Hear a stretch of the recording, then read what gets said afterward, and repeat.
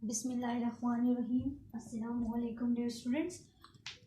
मैंने इससे पिछले लेक्चर में आपको बताया कि प्रॉब्लम क्या है और प्रॉब्लम को हम किन किन स्टेप्स के साथ डिफ़ाइन कर सकते हैं, प्लान कर सकते हैं और बेस्ट सोल्यूशन निकाल सकते हैं।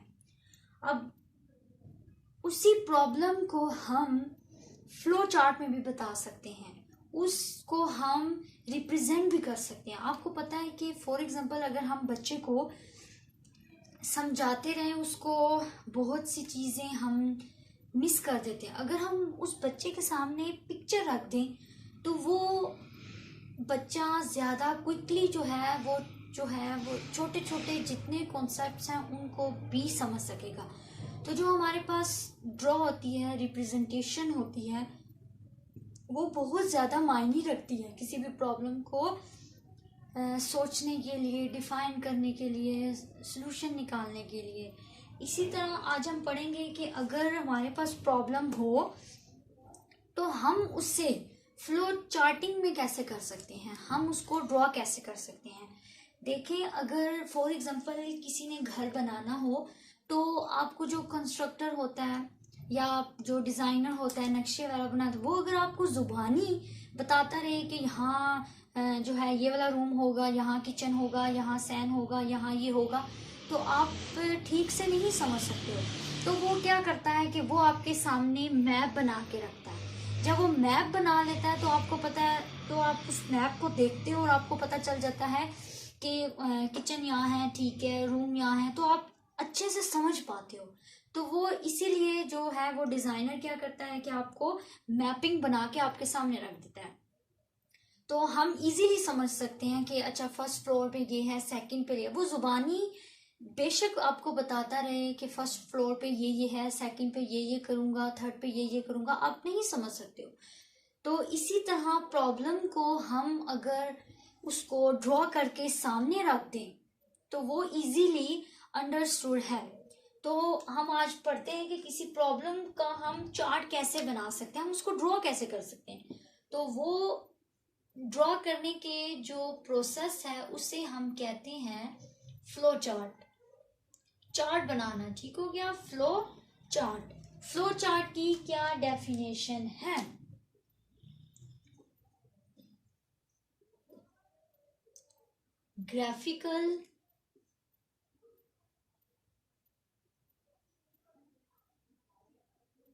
Graphical representation of steps to solve a problem। क्या आप किसी भी प्रॉब्लम को सॉल्व करने के जो स्टेप्स होते हैं आप उन्हें ग्राफिकल रिप्रेजेंटेशन दे देते हो। आप एक एक स्टेप को ग्राफिकली बता सकते हो, एक एक स्टेप को ड्रॉ कर सकते हो। तो ऐसे जो प्रोसेस है उसे हम फ्लो चार्ट कहते हैं। इसका नंबर 2 पॉइंट क्या है कि यूज, जो हर आपके पास स्टेप है तो आप क्या करते हो, हर जो स्टेप है उसमें सिंबल्स यूज करते हो। Use symbols for each step. अब हर स्टेप को सोल्व करने के क्या है, सिंबल्स हैं। स्टार्ट कहाँ से हो रहा है उसका सिंबल है। आप जो ही सिंबल देखोगे तो आपको समझ लग जाएगी कि ये प्रॉब्लम स्टार्ट होने वाला है। एंड का सिंबल है, जो ही वो एंड का सिंबल आप देखोगे तो आपको पता चल जाएगा कि ये है। देखिए फॉर एग्जांपल आप किसी रोड पे जाते हो और अगर फॉर एग्जांपल आपके पास रोड पे यहाँ एरो बने होते हैं और दूसरी तरफ फॉरवर्ड के, तो आप जब एरो को देखते हो तो आपको समझ लग जाती है कि ये एरो यहाँ जा रहे हैं, मीन्स हमने इस तरफ जाना है। अगर फॉर एग्जांपल एरो दूसरी तरफ जा रहे हैं तो आप समझ जाते हो कि हमने अगर उस तरफ जाना है, यहाँ ए पॉइंट की तरफ आना है तो बी से ए की तरफ आना है, तो हमने इस तरह मूव करना है। और अगर आपने ए से बी की तरफ आना है तो हमने रिवर्स मूव करना है। तो ये जो आपके पास रिप्रेजेंटेशन है एरो की, आप यहाँ पे आप बोर्ड लिख के लगा दो, आपने दाएं मुड़ना है, बाएं मुड़ना है, इतना अच्छा अंडरस्टैंडेबल नहीं है दूसरे के लिए जितना ये एरो डिफाइन कर देगा कि आपने फॉरवर्ड मूव करना है, रिवर्स मूव करना है। तो जो ये ग्राफिकल रिप्रेजेंटेशन है ये बेस्ट होती है दूसरे को समझाने के लिए। तो यही बात यहाँ आती है कि आपने हर स्टेप का जो है वो सिंबल होगा, आपने सिंबल यूज करना है। उसके बाद क्या है तीसरा पॉइंट कि symbols are connected with help of arrows. एक जो सिंबल है वो दूसरे के साथ एरोज के साथ जो है वो कनेक्ट होगा। फॉर एग्जांपल ये है बी, तो आपने क्या करना है कि ए को बी के साथ जोड़ना है। अगर आपने ए को बी की तरफ जाना है तो आप ऐसे करते हो, बी को ए की तरफ आना है तो आप ऐसे करते हो। तो आपने ए और बी जितनी भी आपके पास जो स्टेप्स होंगे, आपने एक स्टेप से दूसरे स्टेप पे जाने के लिए एरोज इस्तेमाल करने हैं। अगर आपने ए से बी की तरफ जाना है तो फॉरवर्ड एरो, बी से रिवर्स तो जो है वो रिवर्स एरो। तो ये जो एरोज हैं ये मस्ट हैं एक स्टेप को दूसरे स्टेप के साथ जोड़ने के लिए। अगर आप एरो नहीं डालोगे तो आपको पता नहीं चलेगा। अगर फॉर एग्जांपल ये ए है, ये बी है, अगर मैं सिंपल ये कर दूं तो अब आप क्या बोलोगे कि ए से बी की तरफ जाना है या बी से ए की तरफ जाना है, ये तो पता नहीं चल रहा। आप तो गेस ही कर सकते हो परफेक्टली, तो आपको पता नहीं चल रहा। अगर मैं इसको ऐसे करूं तो देन आपको कंफ्यूजन खत्म हो जाएगी और आपको पता होगा कि बी से ए की तरफ ही आना है, ए से बी हम नहीं जा सकते। तो इसलिए एरो की डायरेक्शन और एरो कनेक्शन बहुत मस्ट है, जरूरी है। ठीक हो गया, ये आपके पास डेफिनेशन है फ्लो चार्ट की। अब फ्लो चार्ट की इंपॉर्टेंस क्या है कि हम फ्लो चार्ट इस्तेमाल करते हैं। इंपॉर्टेंस क्या है फ्लो चार्ट की? Number 1, use to plan a solution, कि सॉल्यूशन को प्लान करने के लिए ये इस्तेमाल किया जाता है, जैसे मैंने आपको पहले बताया। उसके बाद क्या है कि इफ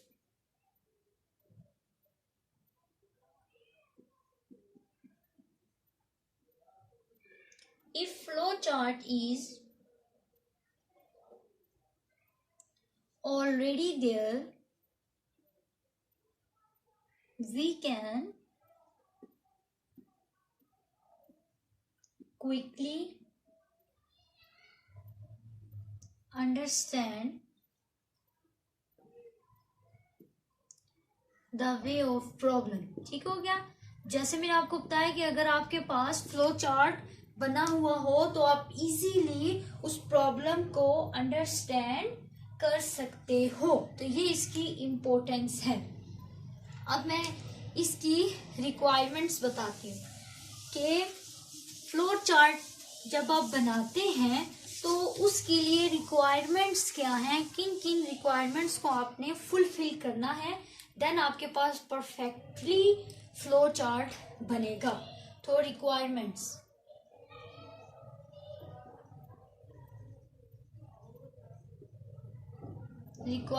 नंबर वन रिक्वायरमेंट्स क्या है? इनपुट्स, कि आपने जो फ्लो चार्ट बनाएंगे उनमें इनपुट्स देना है। इनपुट का क्या मतलब है?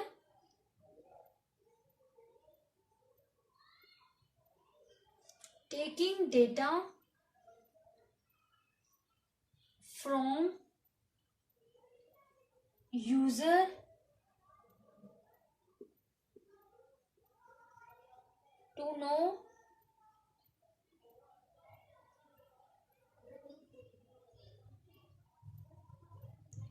how many and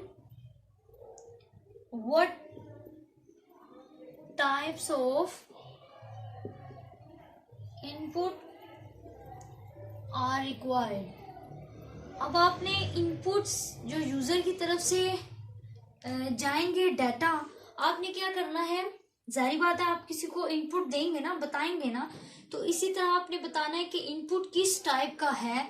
for example कोई प्रॉब्लम होती है तो आप उसे पहले डिफाइन करते हो ना, यार ये प्रॉपर्टी का मसला है, कि ये डोमेस्टिक प्रॉब्लम है, या ये बाहर का कोई मसला है, बिजनेस प्रॉब्लम है, तो वो चीज़ आपने इनपुट डिफाइन करनी है कि वो किस टाइप की इनपुट है, तो ये इनपुट होना लाजमी है। नेक्स्ट स्टेप हमारे पास क्या आता है, दूसरी रिक्वायरमेंट हमारे पास क्या आती है, प्रोसेसिंग। प्रोसेसिंग क्या है, प्रोसेसिंग में contains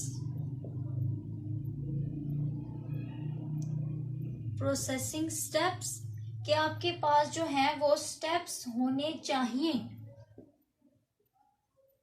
used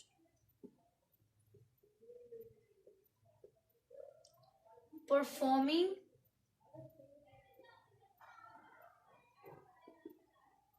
calculations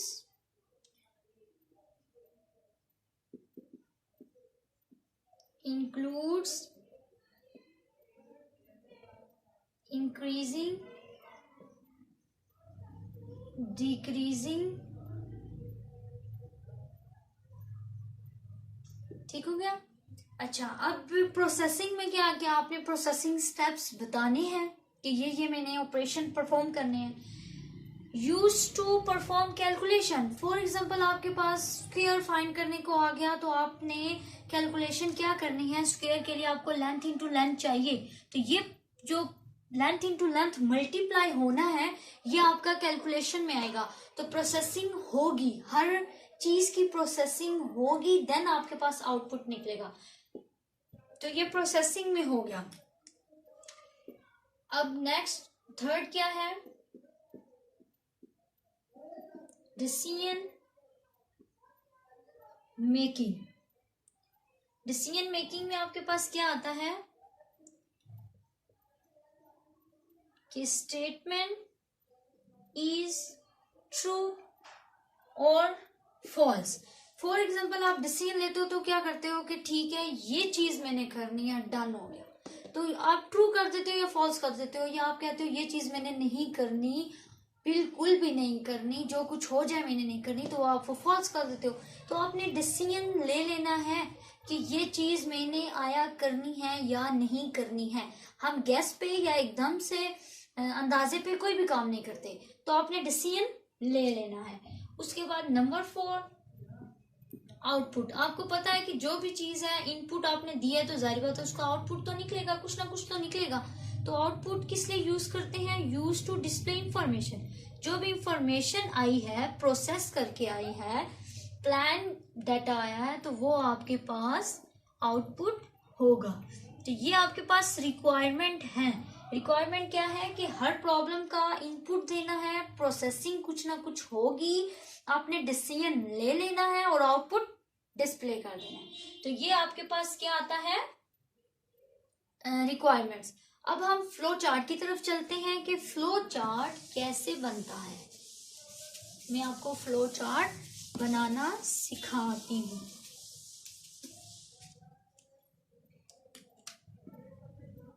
flow chart में क्या क्या सिंबल्स, आपको मैंने फ्लो चार्ट की डेफिनेशन में भी बताया था कि हर स्टेप के लिए सिंबल चाहिए। उस सिंबल को देखते हुए आपको पता चल जाना है कि इस स्टेप में इनपुट हो रहा है, प्रोसेस हो रहा है, आउटपुट हो रहा है या डिसीजन हो रहा है। तो ये चीजें आपको सिंबल से पता चल जाएंगी। हर स्टेप को हमने सिंबल में डालना है। तो अब सिंबल किस लिए यूज होता है, यूज स्पेशल शेप्स, ये स्पेशल शेप्स हैं फ्लो चार्ट के लिए, टू रिप्रेजेंट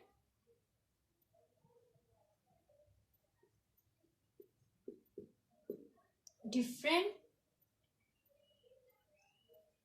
एक्शंस और स्टेप्स। अब आपने डिफरेंट एक्शन या जो भी स्टेप लेना है, आपने क्या करना है, उसको स्पेशल शेप्स में रिप्रेजेंट कर देना है।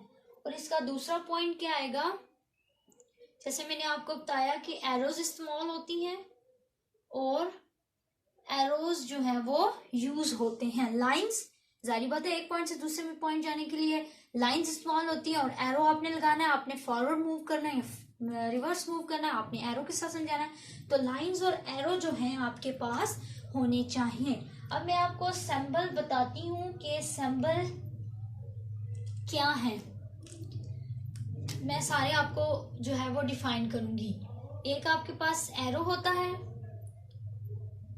देन आपके पास ये एक आपके पास सिंबल होता है, ये एक आपके पास डायमंड, देन आपके पास प्रोसेसिंग और कनेक्टर। ये सिंबल हमारे इस्तेमाल होते हैं सिक्स सिंबल हम इस्तेमाल करते हैं फ्लो चार्टिंग के लिए। मैं आपको एग्जांपल भी करवाऊंगी, देन आपको क्लियर हो जाएगा।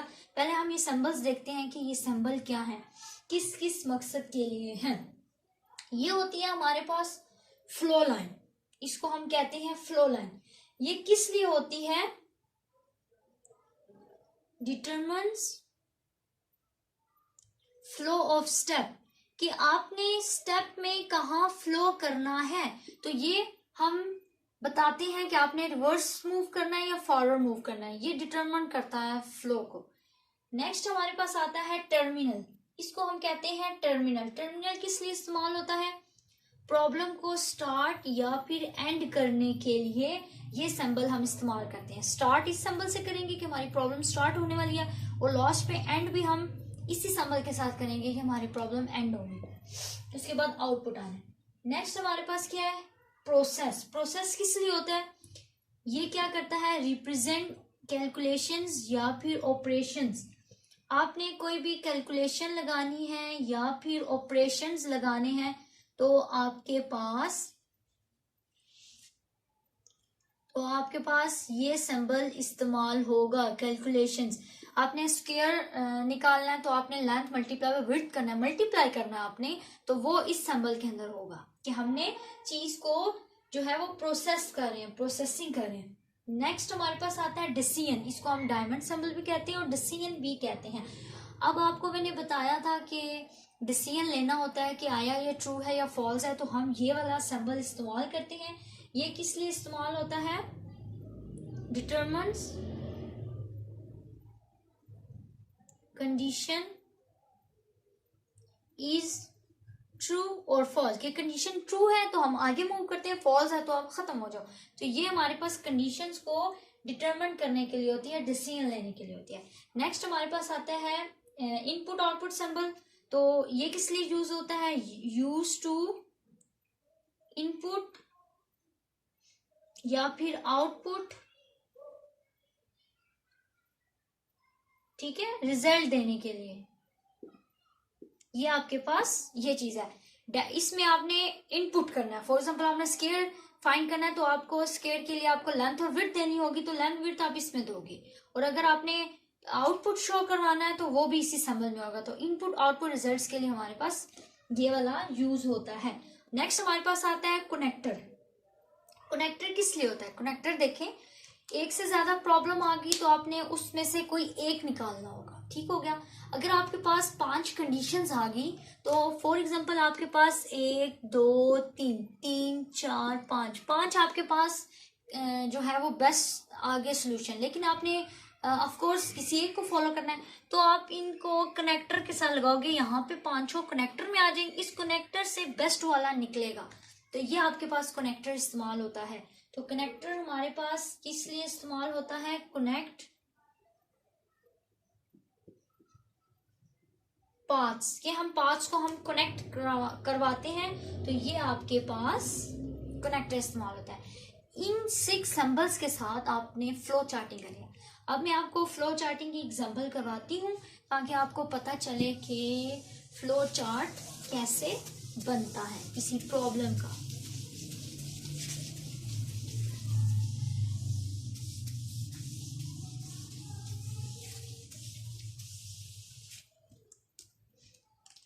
अब आपके पास फॉर एग्जांपल एक प्रॉब्लम आई है कि फाइंड करें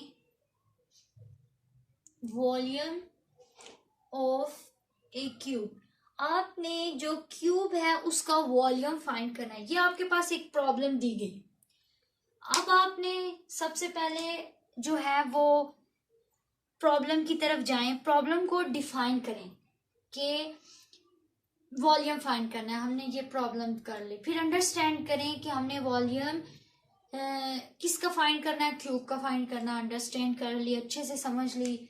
फिर आपने इसमें से सॉल्यूशन निकालने हैं। अच्छा, क्यूब को हम डिफरेंट तरीकों से कर सकते हैं। अगर हम फॉर एग्जाम्पल एल का क्यूब करें ये भी ठीक है, L multiply by L multiply L करें ये भी ठीक है, या फिर 3L करें ये भी ठीक है। इसके डिफरेंट सॉल्यूशंस हैं।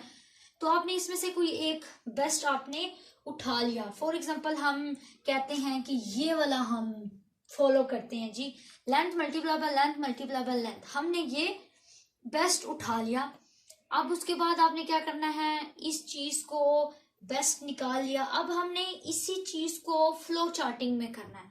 तो आप क्या करेंगे, इस प्रॉब्लम के सॉल्यूशंस तो निकल आए, 3-4 निकल आए। हमने बेस्ट उठा लिया, length multiply by length multiply by length. अब हमने उस बेस्ट सॉल्यूशन को फ्लो चार्ट बनाना है। तो फ्लो चार्ट आप कैसे बनाएंगे, सबसे पहले आपको मैंने क्या कहा था, कोई भी प्रॉब्लम है वो क्या होगी, स्टार्ट होगी। तो आपने क्या करना है, उस प्रॉब्लम को स्टार्ट करना है। हमारी प्रॉब्लम स्टार्ट होगी। अब आपने स्टार्ट कर दी। अब आपने कंप्यूटर को इनपुट देना है कि हमने क्या चीज हमें गिवन है, क्यूब की जारी बात है, हमें कोई लेंथ गिवन होगी। तो हमारे पास लेंथ गिवन है, तो हमने क्या करना है, इनपुट के लिए क्या सिंबल मैंने आपको बताया था, ये। तो आपने क्या इनपुट कर दिया, इनपुट लेंथ, ठीक हो गया। अब इनपुट हो गया। इनपुट के बाद आपको क्या चाहिए, क्यूब का फॉर्मूला चाहिए। तो नेक्स्ट आपके पास प्रोसेसिंग होगी। तो यहाँ आप क्यूब का फॉर्मूला लगाएंगे जो बेस्ट हमने उठाया था। For example length multiply by length multiply length, हमने ये बेस्ट वाला सॉल्यूशन प्रोसेस कर दिया। देन आप क्या करेंगे, आपके पास आउटपुट आ जाएगा। आउटपुट और इनपुट का सेम था, तो ये आपके पास आउटपुट आ गया। और नेक्स्ट आपके पास क्या है, एंड। जो स्टार्ट का सिंबल था वही एंड का, सॉरी, जो स्टार्ट का सिंबल था वो ही एंड का सिंबल है। तो अब आपने इस स्टेप के बाद यहां आना है। जब ये हो जाएगा यहाँ, फिर यहाँ पे आउटपुट पे, और फिर एंड पे। ये आपने एरोज जो है वो फ्लो लाइंस लगा दी। ये स्टार्ट का सिंबल, ये एंड का सिंबल, हमारी प्रॉब्लम स्टार्ट हुई, यहाँ पे एंड होगी इसी सिंबल के साथ। ये इनपुट था, ये आउटपुट था, इन दोनों के सेम थे सिंबल्स। और ये आपके पास प्रोसेसिंग के लिए था रेक्टेंगल, ठीक हो गया। तो ये आपके पास प्रॉब्लम है। अब ये अगर मैं किसी बंदे को दूं तो वो समझ जाएगा कि अच्छा आपने स्टार्ट कर लिया, इनपुट लेंथ देनी है, उसके बाद क्यूब का फॉर्मूला लगाना है, आउटपुट आ जाएगा और एंड हो जाएगा। अब आपको इजीली इस फ्लो चार्ट से क्या पता चल रहा है कि हमारे पास आंसर क्या आना है, क्यूब, वॉल्यूम ऑफ क्यूब आना है। तो ये आपके पास क्यूब का जो हमने वॉल्यूम का लगाया था वो आपके पास क्यूब का वॉल्यूम आ गया। तो ये इस फ्लो चार्ट से आपको पता चल गया कि ये आपने क्या करना है, क्यूब का वॉल्यूम निकालना है। ये तो सिंपल हो गया। अगर मैं इस चीज में फॉर एग्जांपल डिसीजन लगाऊं, ये तो सिंपल हो गया। अगर मैं थोड़ा सा कॉम्प्लेक्स एग्जांपल करवाती हूँ ताकि आपको वो डिसीजन जो मेकिंग था वो भी आ जाए कि डिसीजन कैसे लेते हैं, फ्लो चार्ट में कैसे पता चलता है कि डिसीजन क्या है। अगर आपके पास प्रॉब्लम आ जाए टू डिटरमिन, आपने डिटरमिन करना है whether a given number is even या odd। जो आपको गिवन नंबर दिया होगा वो आपने फाइंड करना है इवन है या ओड है। अब देखें, इवन भी हो सकता है, ओड भी हो सकता है, आपने डिसीजन लेना है। तो आप कैसे इसका फ्लो चार्ट बनाएंगे, सबसे पहले जैसे मैंने आपको बताया स्टार्ट करेंगे, ठीक हो गया। अब आपने इवन नंबर फाइंड करना है, तो आपको जाहिर बात है कोई ना कोई जो नंबर है वो आपको गिवन करना होगा, देना होगा। तो आपने इनपुट करना है कोई भी नंबर, इनपुट नंबर, आपने कोई भी नंबर इनपुट कर लिया। अब आपके पास क्या आता है, आप इवन और ऑड को कैसे फाइंड करते हो, आप इवन और ऑड को कैसे फाइंड करते हो कि फॉर एग्जांपल आपको अगर 6 दिया गया है तो आप 6 को 2 के साथ करते हो ये आ जाता है 0। अगर आपके पास 0 बचता है तो इसका क्या मतलब है कि ये पूरा पूरा डिवाइड हो गया, इवन हो गया। जिसके जो 2 पे डिवाइड हो जाते हैं, रिमाइंडर 0 होता है, वो इवन होते हैं। अब ये चीज आपने चेक करनी है, जो भी नंबर आपको इनपुट देंगे तो आपने क्या करना है, इस चीज को चेक करना है, प्रोसेस करना है। तो प्रोसेस में आप क्या निकालेंगे कि हमारे पास जो रिमाइंडर आना चाहिए वो जो भी नंबर होगा उसका मोड लें 2 के साथ, जो भी रिमाइंडर आएगा। अब रिमाइंडर अगर 0 आ गया तो वेल एंड गुड, इवन है। अगर 0 ना आया तो वो ओड है। अब आपने क्या करना है, इसके बाद अब जो रिमाइंडर आएगा उस पे आपने डिसीजन लेना है कि जो रिमाइंडर है क्या वो इक्वल टू 0 है या नहीं। अब इसमें 2 कंडीशंस हैं, जो रिमाइंडर आएगा वो 0 होगा भी और नहीं भी होगा। अगर वो होगा यस, अगर वो नहीं होगा नो। तो अब आपने डिसीजन लेना है, स्टार्ट से इनपुट, इनपुट से ये और नेक्स्ट ये। अब आपने डिसीजन लेना है कि अगर हुआ तो हम क्या कहें और ना हुआ तो क्या कहें। तो हमने क्या फाइंड करना है, इवन और ओड। तो अगर वो रिमाइंडर 0 आ गया तो इसका क्या मतलब है, इसका ये मतलब है कि वो जो भी नंबर हमें दिया गया है वो क्या है, इवन है। और अगर नहीं है तो उसका क्या मतलब है कि जो n है वो ओड है। अगर रिमाइंडर 0 ना आया तो वो ओड होगा, और अगर इवन आ गया तो वो 0 आ गया तो वो इवन होगा। अब इसमें से भी एक डिसीजन निकलेगा, इसमें से भी एक डिसीजन निकलेगा, वो यस होगा या नो होगा, आपके पास एंड हो जाएगा। समझ आ गई? ये आपके पास डिसीजन था, यहां आपने डिसीजन लेना। ये आपको कंडीशन गिवन थी कि इवन ओड की आपने निकालनी है। इस पॉइंट पे आपने डिसीजन लेना है कि अगर वो इवन हुआ यस, अगर वो ना हुआ नो तो ओड, तो फिर आपके पास एंड आ जाएगा। अब रिमाइंडर आपके पास 0 आता है तो क्या होगा, स्टार्ट इनपुट नंबर 6, आपने 6 मोड 2 निकाला, रिमाइंडर आ गया 0, तो रिमाइंडर 0 आ गया यस, तो फिर n इज इवन, आपके पास यहाँ पे एंड हो जाएगा। अगर 0 ना हुआ, कोई और ओड नंबर हुआ तो यहाँ पे आएगा n इज ओड, आपके पास यहाँ पे एंड हो जाएगा। तो यहाँ इस पॉइंट पे आपने डिसीजन लिया, तो ये पॉइंट आपके पास क्या कहलाता है, डिसीजन का कहलाता है। आई होप आपको आज का ये लेक्चर फ्लो चार्ट समझ आया होगा। फ्लो चार्ट बहुत इजी है और बहुत बेस्ट है प्रॉब्लम को अंडरस्टूड करने के लिए, खुद भी और दूसरों को समझाने के लिए भी। तो आई होप आपको मेरा लेक्चर समझ आया होगा। नेक्स्ट इंशाल्लाह मैं न्यू कॉन्सेप्ट के साथ आऊँगी। मेरा चैनल ज़रूर सब्सक्राइब कीजिएगा। Thanks for watching, thank you so much.